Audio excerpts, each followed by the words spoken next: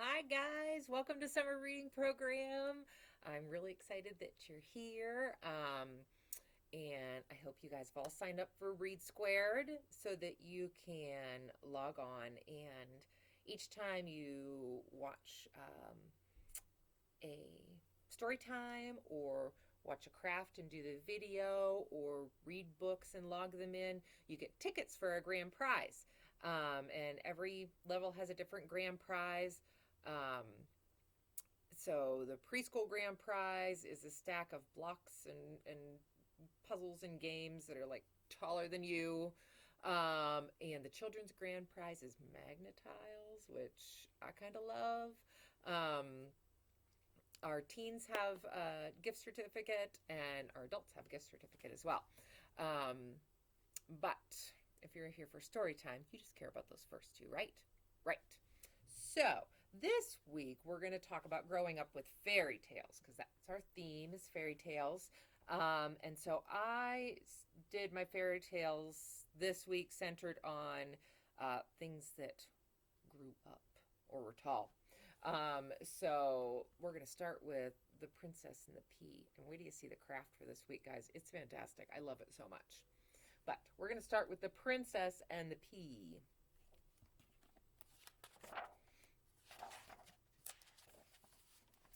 Once upon a time, there was a lonely prince. He lived in a big castle with beautiful rooms and a pretty garden, but he wasn't happy because he didn't have someone special to share them with. If only I could find a lovely princess to marry, sighed the prince. The king and queen did their best to help. They held balls so the prince could meet princesses from all the nearby kingdoms.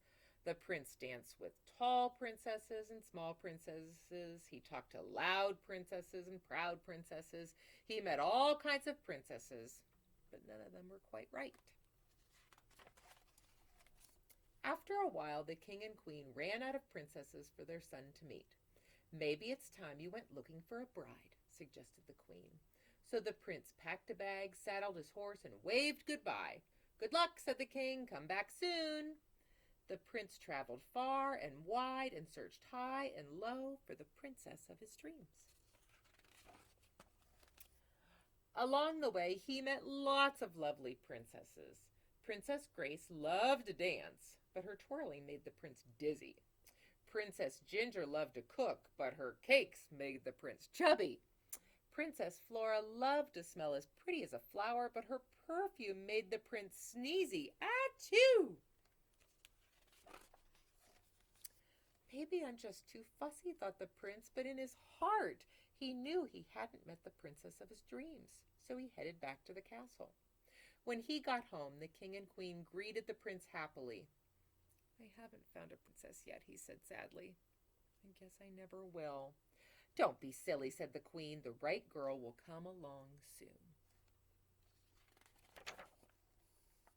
That night there was a terrible storm. Thunder boomed so loudly that it rattled the castle's windows. Lightning shook the table as the prince and his parents sat down to eat their dinner. The prince was about to help himself to dinner when suddenly they all heard a loud rat-a-tat-tat. Someone was knocking at the door. Who could be visiting us on a night like this? Said the queen. The prince opened the door and found a very wet girl standing there. Raindrops ran down her muddy cloak, making a puddle at her feet.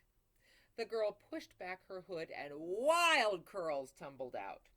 Hello, she said with a smile. I got lost on my way home and wondered if I could stay here for the night. My name is Princess Polly. She didn't look much like a princess, but princes must always be polite, so he invited her inside. Soon the princess was warm and dry.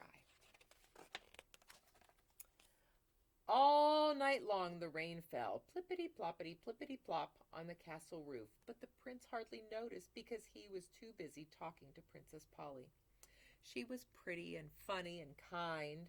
Princess Polly was everything the prince had hoped to find in a princess. By the end of the evening, the prince had fallen in love. But the queen wanted to be sure that the girl was really a princess. The queen told the servants to pile a bed high with mattresses. They heaped one on top of another until they had no more mattresses left. Then they placed a pillow and quilt right at the top.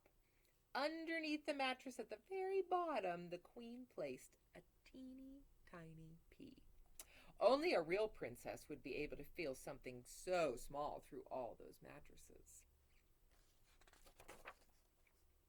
When the queen showed Princess Polly to the bedroom, the girl gazed up the tower of mattresses but didn't say anything. She was just very grateful to have a bed for the evening. "Good night," said Princess Polly. "Sleep tight," whispered the queen. Then Princess Polly changed into her nightgown and climbed right to the top of the pile of mattresses and snuggled beneath the quilt. You guys think she's a real princess? Let's see. The next morning, Princess Polly came down to breakfast with dark circles under her eyes. She let out a great big yawn.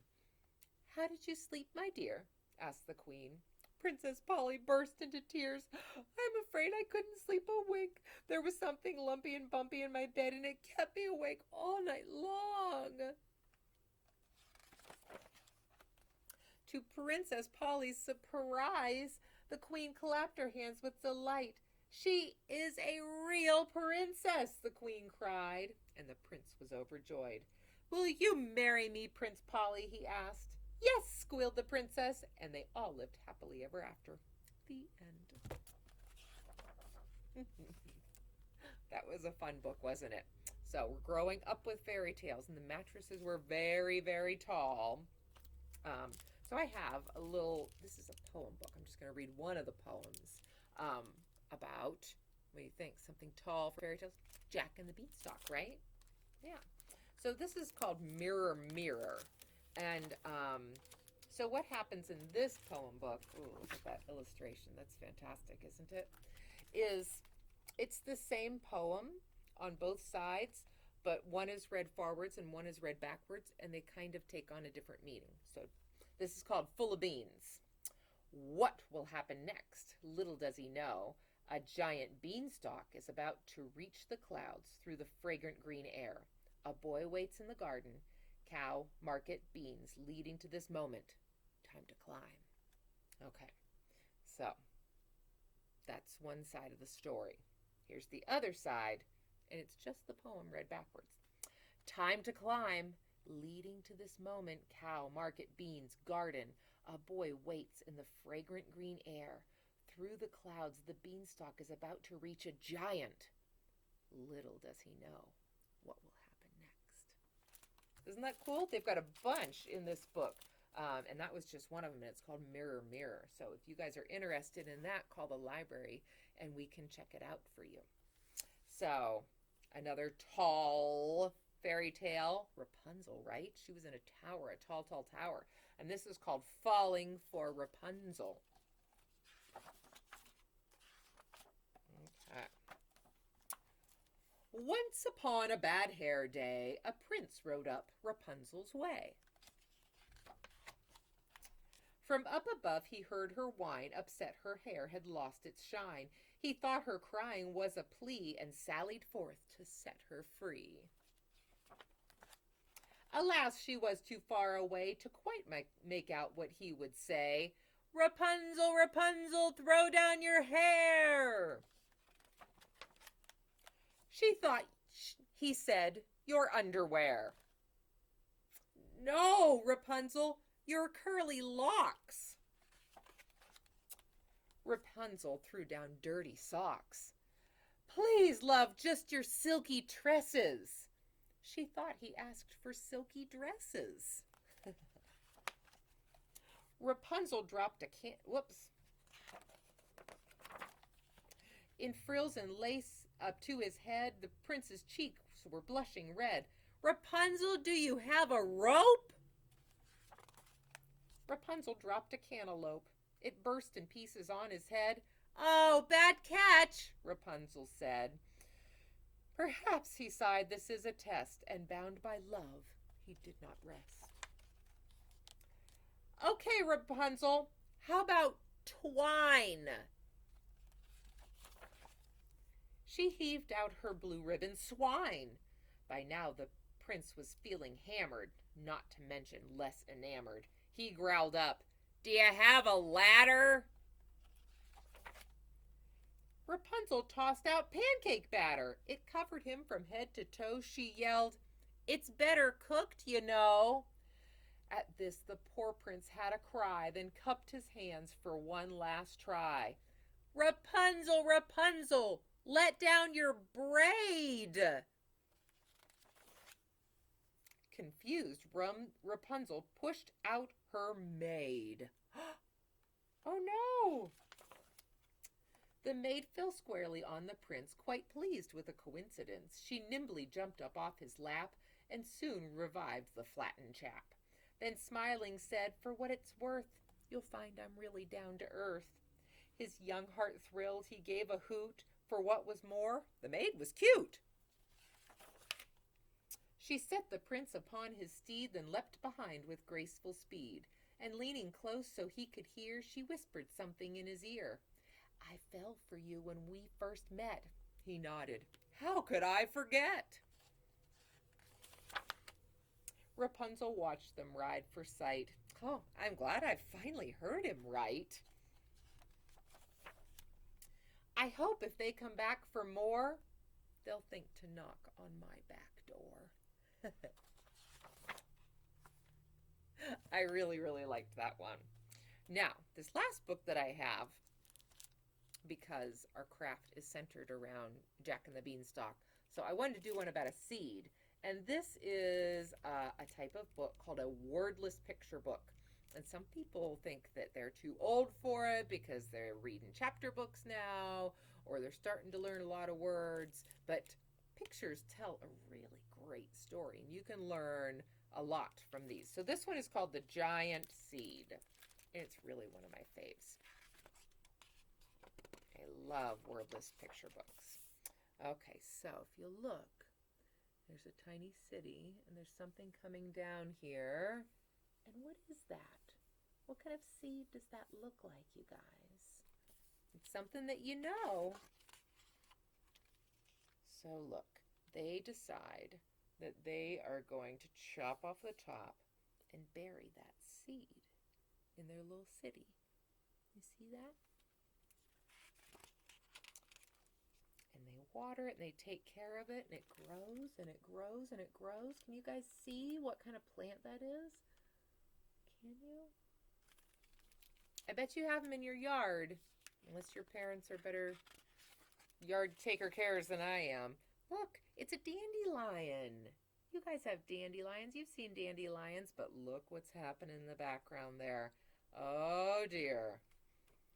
It's a volcano. And look, it's starting to come down on their houses. Oh no, the poor people. What are they going to do? Packing all of their things up. Oh, the dandelion plant is getting lava on it. Oh, this is a bad day. And look, do you see what has happened to the dandelion plant? You see what has happened to those flowers? I wonder what they're going to do. I think they're going to use that. So look, they climb up. They climb way up into the plant. They've brought all their families way up onto the leaves. And look what they've done. They're using them almost like parachutes or hang gliders or something. Look at that. There they go.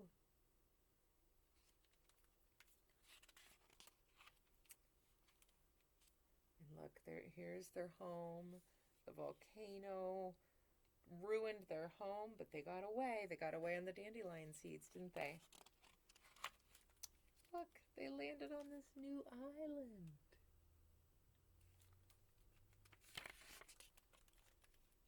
See, not a word in there, but it told a pretty big story, didn't it? I like those sorts of books. And we do have a lot of them at the library, so if you're interested in wordless picture books, let us know and we can get some for you. So, we should do our closing. You ready? Tickle the stars, tickle your toes, turn around and tickle your nose. Reach way down low, reach way up high. Story time's over, so wave bye bye. I'll see you guys. I miss all of you an awful lot.